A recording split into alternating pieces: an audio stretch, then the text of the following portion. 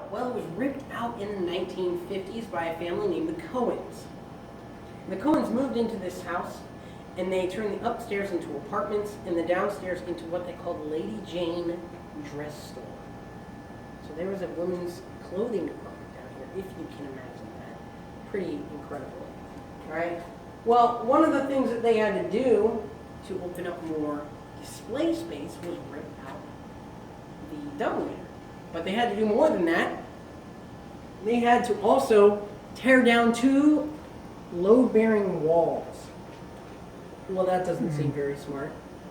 Because when you rip out the spine of something, you expect the whole thing to come collapsing down. Well, thankfully, this building did not collapse because of these big, thick floor joists that you see above us. Now, these are made of a very strong type of wood called Georgia heart pine, which is why we don't have to deal with termites, because it's resistant to bug damage. That's how strong it is. But not only was the strength a factor in this house standing up, but also the way that it was laid, they actually met each other and went through one another and were held together by a system of pegs. Those pegs didn't allow for the beams to come out of each other, right? Well, the reason you can't see those pegs today is because later on in the house's history, sometime at the end of the Cohen's stay here, they put in these steel I-beams. You can see how thick they are out there. Very, very big, very heavy, very supportive, and then they shimmed it up on, raising it back up to its original height, because everything was drooping. All right.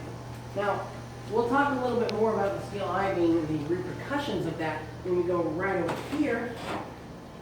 Well, first, I actually do want to show you what the original layout would have looked like, what that technology with the pegs would have looked like, and you can see a great example right here. There's one there, and there's one also right over there. So those little tiny pieces of wood were what was holding up this entire house, holding it together for 100+ years. And that's without using things like nails or screws. Wow. Pretty incredible. And that goes to show you the importance of your quality of wood when you build a house like this. And that's why this house is still here after about 200 or so years. Now, what this kitchen is, we believe, is the main kitchen. All right? Again, because of that proximity next to the dumbwaiter, it would have made things really efficient to have the main kitchen where most of the cooking was going on, to then deliver it right up there by the dumbwaiter. Have the butler grab it and deliver it to the dining room. Well, what makes this one different from that one are these 4 holes in the wall right here. And what that indicates to us is that there was something drilled into the wall here, an apparatus that most likely had a long swinging arm that made cooking more efficient. You could put your teapots, your kettles, your pots on there, and it was much safer for the slaves working down here. So if you're going to have one of these tools, you're going to have it in the place that you work the most, right?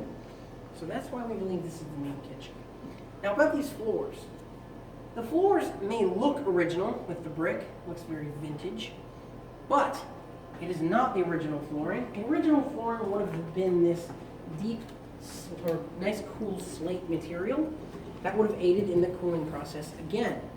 Well, unfortunately, in the 1950s, the Cohens moved in, and they did a whole lot more damages to that. They didn't take it out.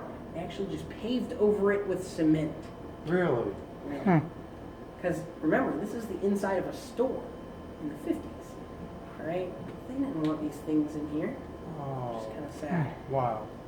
So, well, they put those steel I-beams in later on, and of course those, while they do add support to the building, they ended up cracking the foundation.